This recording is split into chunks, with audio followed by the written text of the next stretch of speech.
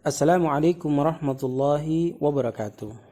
Para pemirsa kaum muslimin, para muhsinin dermawan yang sama dirahmati Allah Subhanahu wa taala, kita akan belajar bersama-sama terkait kitab yang akan kita angkat untuk kita bahas, yaitu Syarah Umdatul Ahkam yang mendapat pensyarahan dari Syekh Muhammad bin Shalih Al-Utsaimin.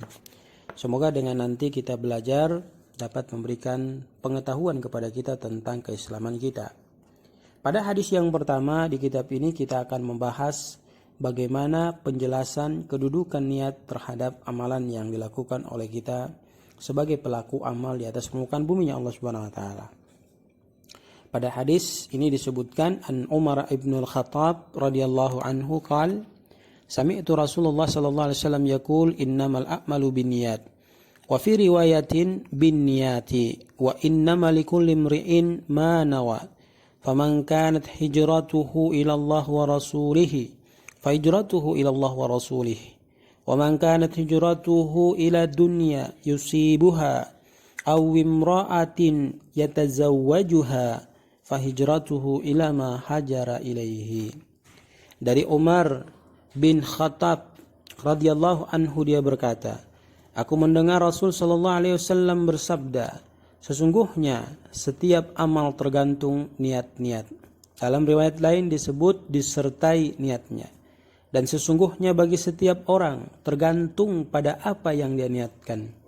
Maka siapa yang hijrah kepada Allah dan Rasulnya, maka hijrahnya kepada Allah dan Rasulnya.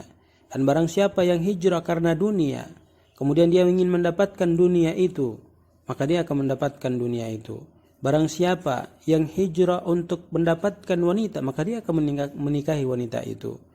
Hijrah kepada apa yang dia inginkan untuknya akan dia dapatkan sesuai dengan kadar niat yang dia niatkan. Perawi hadis di atas kita ketahui adalah bernama Umar bin Khattab atau Umar bin Al-Khattab Amirul Mukminin, khalifah kedua Islam pada tahun ke-5 Hijriah atau ke-6 Hijriah. Setelah kenabian, keislaman beliau menjadi kekuatan bagi kaum muslimin. Beliau turut serta terus-menerus dalam seluruh peperangan yang dilakukan oleh Nabi sallallahu alaihi wasallam dan memegang khilafah setelah Abu Bakar As-Siddiq radhiyallahu anhu sahabat Rasul sallallahu alaihi wasallam meninggal dunia. Atas penunjukan langsung dari Abu Bakar As-Siddiq radhiyallahu anhu, beliau pun melaksanakan tugas dengan sebaik-baiknya. Sepeninggalan Abu Bakar As-Siddiq pada akhir bulan Zulhijjah, tepatnya 4 hari tersisa dari bulan tersebut, beliau ditikam oleh seorang budak Majusi. Pada saat Amirul Mukminin telah bertakbir untuk melaksanakan sholat fajar, beliau kemudian dibawa ke rumahnya dan dalam kondisi demikian beliau wafat 3 hari setelah hari penikaman itu pada tahun 23 Hijriah. Beliau dikuburkan di samping kuburan Nabi sallallahu alaihi wasallam dan Abu Bakar As-Siddiq radhiyallahu anhu di kamar Aisyah radhiyallahu anha. Dengan demikian masa pemerintahan beliau adalah 10 tahun 6 bulan dan beberapa hari. Semoga Allah Subhanahu wa taala meridhoinya dan membuatnya diridhoi. Hadirin kaum muslimin, jamaah yang dirahmati dan dimuliakan Allah Subhanahu wa taala, hadis di atas pada kalimat innama ini adalah pembatasan dan pengkhususan sesuatu dengan sesuatu yang lain. Al-a'mal, amal-amal ialah merupakan bentuk jamak dari kata amalun. Maknanya adalah segala sesuatu yang dilakukan manusia, baik perkataan, perbuatan, atau meninggalkan sesuatu dikehendakinya. Misal, membaca Al-Quran, berwudu, meninggalkan mencuri secara sengaja. Kemudian biniat, disertai niat-niat. Ia adalah bentuk jamak dari kata an-niyah. Maknanya adalah maksud dan kehendak. Huruf ba di tempat ini bermakna musahaba, penyertaan. Artinya semua amal mesti disertai niat jika terjadi dari orang yang melakukan dengan kesadaran. Wa fi riwayatin biniyah. Dan dalam riwayat lain dikatakan disertai niat.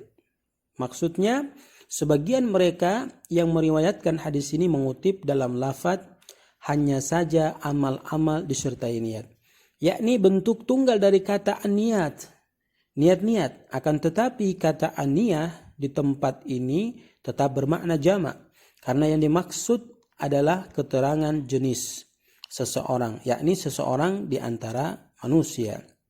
Manawa, apa yang dia niatkan, yakni apa yang dia maksudkan. Artinya tidak ada bagi seseorang kecuali apa yang dia maksudkan dengan amalannya. Apabila ia maksudkan dengan adalah peribadahan kepada Allah Ta'ala, jadilah ia ibadah dan diberi balasan pahala atasnya.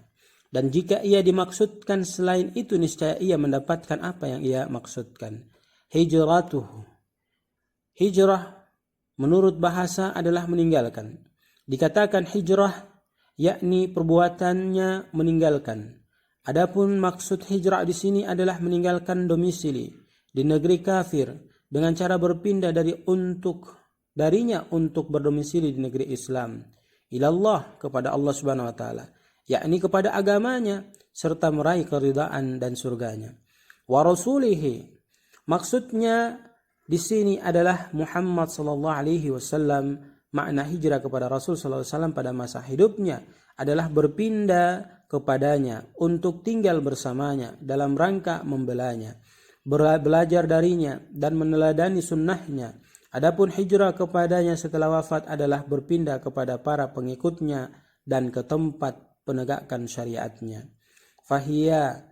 Fahijratuhu ilallah wa rasulih, maka hijrah kepada Allah dan Rasul, yaitu sungguh ia telah mencapai puncak yang tidak ada lagi perkara yang lebih tinggi dan lebih mulia daripadanya, yaitu sampai kepada Allah dan Rasulnya.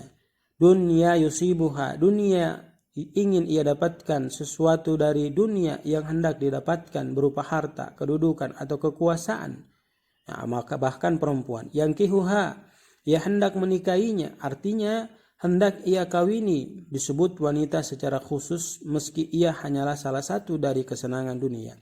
Karena banyak yang keinginannya terhadapnya, karena banyak yang mempunyai keinginan terhadapnya, maka seakan wanita berada pada satu anak timbangan dan seluruh kesenangan dunia lainnya berada pada anak timbangan lain yang satunya.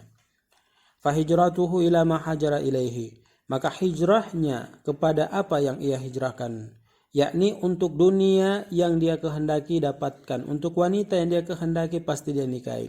Di sini keduanya tidak disebutkan lagi secara tekstual sebagaimana halnya pada hijrah kepada Allah dan Rasulnya, untuk merendahkan urusan keduanya, agar supaya keinginan orang berhijrah dan tidak patut ada tujuan lain dari hijrah selain hijrah kepada Allah dan Rasulnya. Redaksi kalimat ini juga sekaligus menjelaskan rendahnya derajat orang yang menginginkan keduanya dengan melakukan hijrah hanya untuk semata-mata wanita. Kandungan hadis yang dapat kita ambil, hadis ini sangat agung, menyuruh dan memiliki kandungan yang sangat luas. Di dalamnya Amirul Mukminin Umar bin Khattab radhiyallahu anhu menceritakan dari Nabi sallallahu alaihi wasallam bahwa Rasul sallallahu alaihi wasallam telah menjelaskan posisi niat dari amal-amal. Ia mencakup setiap amalan, tidak ada sesuatu amalan melainkan disertai dengan niat. Lalu amalan tergantung kepada niat tersebut dari segi sah atau tidaknya dan dari segi pahala atau siksanya. Bagi setiap orang, apa yang diniatkan dengan amalnya berupa tujuan tinggi, lagi mulia atau kembalinya.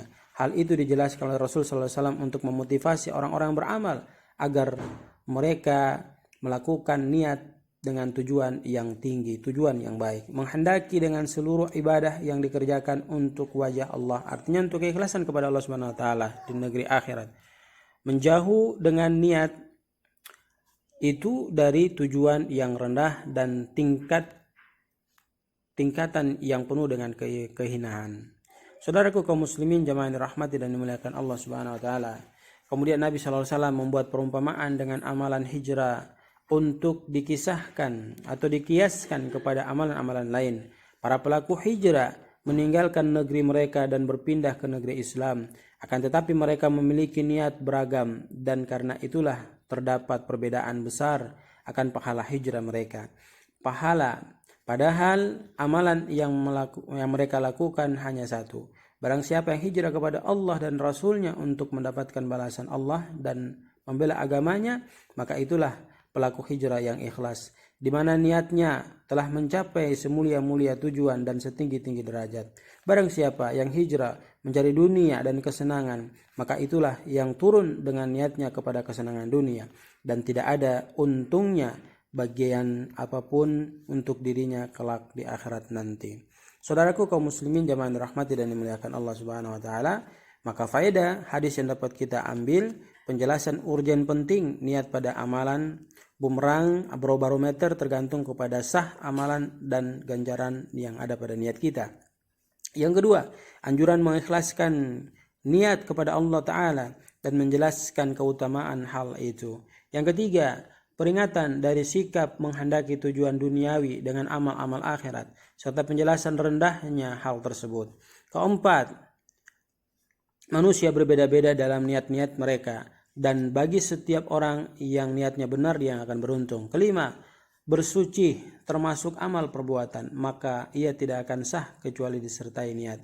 Lalu bagi kita, setiap yang bersuci mendapatkan apa yang ia niatkan dengan perbuatan itu, dan inilah yang dimaksud dengan penyebutan hadis di atas. Kemudian yang terakhir, baiknya cara mengajar Nabi SAW, kesempurnaan ungkapan dan penjelasannya, di mana beliau SAW menyebutkan pokok-pokok dan kaidah-kaidah umum, kemudian menjelaskan dengan memberi permisalan dan contoh. Semoga Allah Subhanahu wa taala menjaga kita dan memperbaiki niat kita agar kita menjadi orang-orang yang beruntung. Billahi taufik wal hidayah. Assalamualaikum warahmatullahi wabarakatuh.